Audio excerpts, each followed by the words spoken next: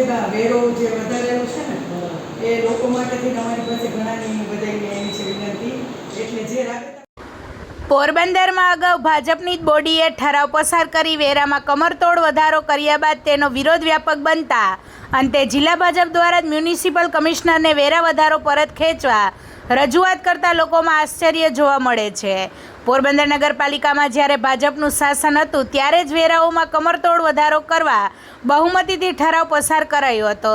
ત્યારબાદ મહાનગરપાલિકા અમલી બની હતી અને ત્યારબાદ તેના દ્વારા આ વેરાઓ અમલી બનાવવામાં આવતા લોકોમાં ભારે આક્રોશ જોવા મળે છે અને વેપારી આગેવાનો અને સામાજિક કાર્યકરો વેરામાં ઘટાડા માટે લોકજાગૃતિ અને લડતની સાથે સાથે વેરા વધારા સામે વાંધા અરજી કરવા લોકોને અપીલ કરી રહ્યા છે, જેના પગલે અત્યાર સુધીમાં 2000 લોકોએ મહાનગરપાલિકામાં વાંધા અરજી કરી પણ દીધી છે અને હજુ પણ અરજીઓ કરવાનું ચાલુ છે। ત્યારે એકાએક જિલ્લા ભાજપના આગેવાનો પણ જાગ્યા હતા અને જિલ્લા ભાજપ પ્રમુખ ડૉક્ટર ચેતનાબેન તિવારી, અગ્રણી રામદેવભાઈ મોઢવાડિયા અને કેતનભાઈ દાણીએ મ્યુનિસિપલ કમિશનરને લેખિત આવેદન પાઠવી માંગ કરી હતી કે હાલમાં મહાનગરપાલિકા દ્વારા વિવિધ કરવેરાઓ જેવા કે house tax, property transfer tax, વાહનો પરના ટેક્સ પ્રજાજનો ઉપર નાખવામાં આવ્યા છે, જે વેરાઓ અન્વયે વિવિધ સામાજિક સંગઠનો, વિવિધ સમાજો, સામાજિક અગ્રણીઓ, વ્યાપારિક સંસ્થાઓ તેમજ બહોળા પ્રમાણમાં પ્રજાજનો દ્વારા ખૂબ જ મોટા પ્રમાણમાં તેની પાસે રજૂઆતો કરવામાં આવી છે।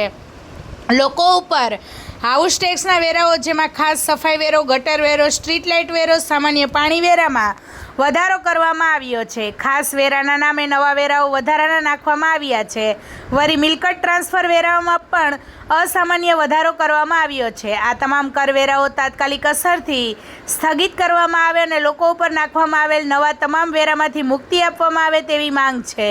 વધુમાં તેઓ જણાવ્યું હતું કે વાહનો ઉપર પણ વેરાઓ નાખવામાં આવ્યા છે, જે પ્રજા માટે અસહનીય છે। જે વેરાઓ હવેથી ફક્ત નવા ખરીદવામાં આવેલા વાહનો ઉપર નાખવામાં આવવા જોઈએ તેવું પણ રજૂઆતમાં જણાવ્યું હતું અને એવું પણ જણાવ્યું છે કે હાલમાં જ નગરપાલિકામાંથી મહાનગરપાલિકા બની છે અને હાલ પોરબંદરની આર્થિક પરિસ્થિતિ ખૂબ જ નબળી હોવાથી તથા હાલ બાંધકામ ઉદ્યોગમાં મંદીનો માહોલ હોવાથી પ્રજા તોતિંગ કરવેરાનો વધારો ભરવા અસક્ષમ હોય તેવી નગરજનોની તીવ્ર માગણીઓ હોવાથી યોગ્ય કરવા રજૂઆતમાં જણાવ્યું છે।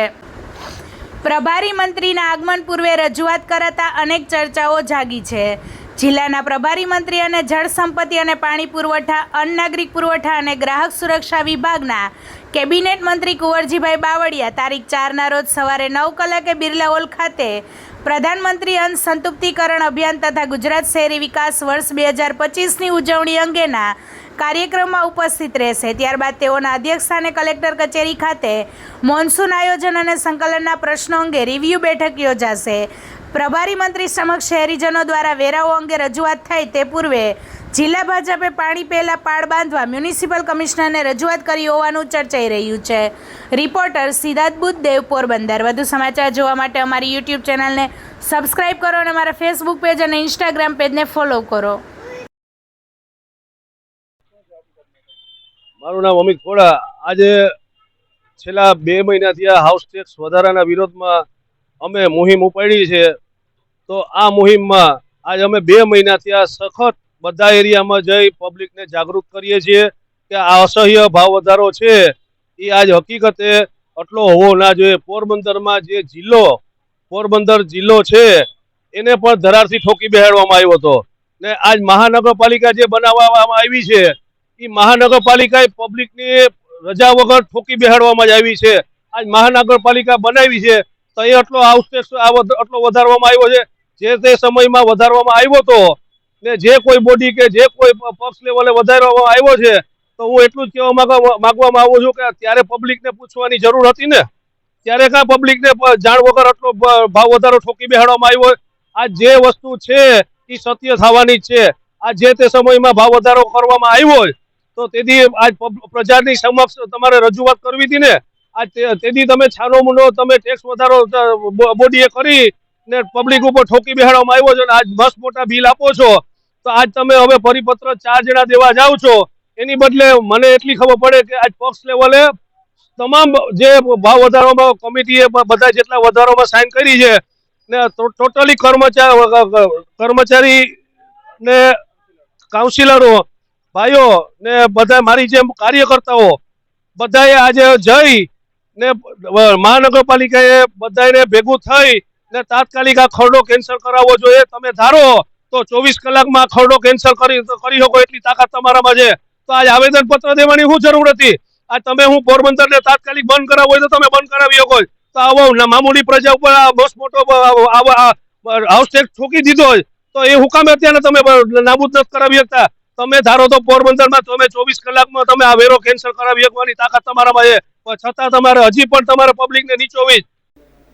આજરોજ પોરબંદર મહાપાલિકાએ અમે લોકો કમિશનર સાહેબને જે પોરબંદર વાસીઓની જે રજૂઆત હતી કે વેરો ખૂબ વધારેલો છે, જે સ્પેશિયલ સફાઈ વેરો છે એ ના વધારે, એના માટે થઈને અમે લોકો અત્યારના અહીંયા રામદેવભાઈ મોઢવાડિયા, અમારા મહામંત્રી શ્રી અશોકભાઈ, કેતનભાઈ દાણી અને અમે લોકો અહીં આવી અને કમિશનરને આવેદન આપેલું છે કે જે આ વેરા વધારાનું છે એ નવી ચૂંટણી થાય ને નવું જ્યારે પદાધિકારીઓ બેસે ત્યારે લોકો સાથે સંપર્ક કરી અને જે બીજા મહાપાલિકામાં જે પ્રમાણે જેટલા % વધાર્યો હોય એ પ્રમાણે કરવાની વિનંતી કરેલ છે. અને આ માટે થઈને અમે કલેક્ટરશ્રીને જે વહીવટદાર છે એમને પણ આ કાગળ આપી અને પોરબંદરના જિલ્લાવાસીઓના લોકો વતી અમે લોકો આજે રજૂઆત કરેલ છે. હું અમિત ખોડા પોરબંદરની જાહેર જનતાને હું એટલું કહેવા માંગુ છું કે અમે જે હાઉસ ટેક્સ વધારાનો વિરોધ અમે આજ 2 માસથી અમે ચાલુ કરેલ છે.